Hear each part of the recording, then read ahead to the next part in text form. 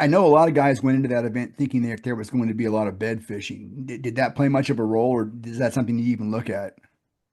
For me, no. Like I said, I went into the tournament with the game plan of fishing for those suspenders and those pre-spawn fish.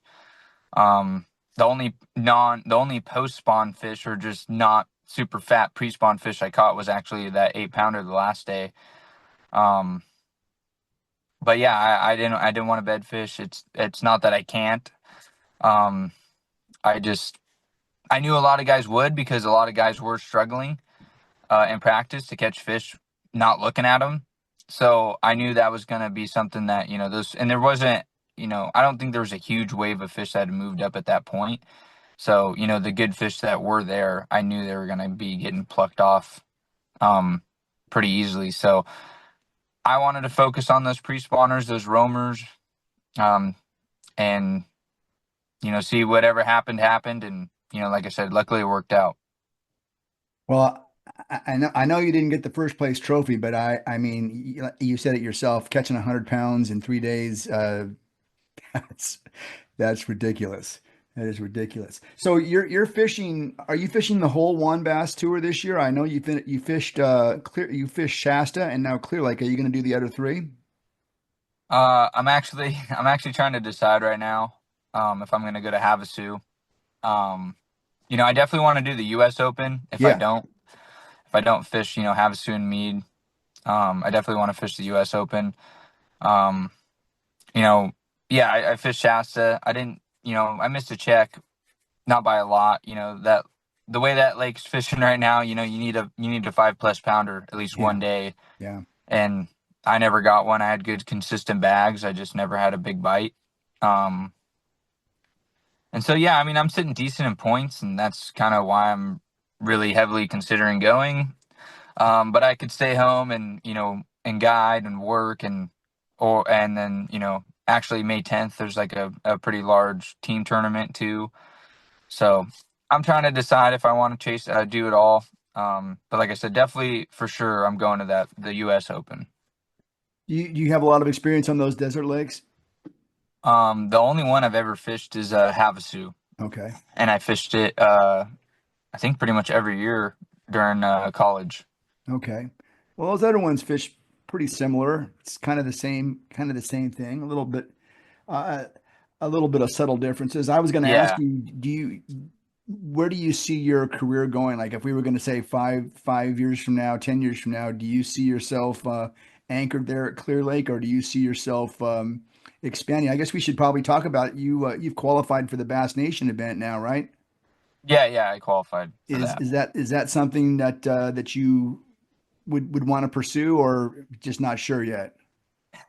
Yeah, I mean, I think if you're a tournament angler, I guess that's kind of always like your dream, no matter what, even if it's not realistic or not. Um, I'll definitely go out and fish that Bass Nation Championship. I think that's what it is. But I'll definitely go out back east and fish that. Um, since I qualified for it, no points to not do it. Yeah. Um, but yeah, definitely in college, that was definitely my dream was to go pro. But the longer I've been out of college, the more it's like it's hard to leave here just because it's so good and Yeah. it's home. But yeah, I mean, I definitely for me right now, definitely want to focus on like this one bass stuff out here and considering next year fishing, the BAM stuff, the Sure. Bass Angler Magazine stuff out Yeah. here and maybe trying to qualify for that Super 60 thing. But yeah, I know how hard it is to go back there and actually do it just from talking to people. And, Yeah. I actually know Skeet Reese Oh yeah. and, He'd talking to be he'd him, be a good guy to talk to.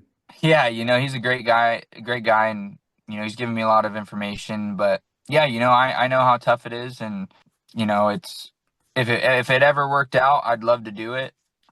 Pretty much, I'm just keeping an open mind. Wherever life takes me, I'll go. But as of right now, I definitely want to focus on this West Coast stuff. And if it works out for me to go and chase this national level, I mean, I would 100% be game.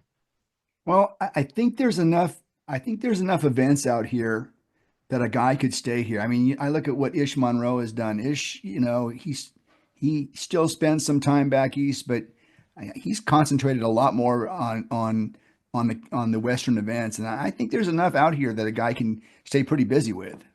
Yeah, 100%. I mean, I actually was fishing around ish, that first and second day. Like I said, the last day I didn't really go down in the Rattlesnake Arm, but he was down there fishing completely opposite, doing what he likes to do. And it was actually kind of cool to see, him just kind of duke it out in his way he likes to fish.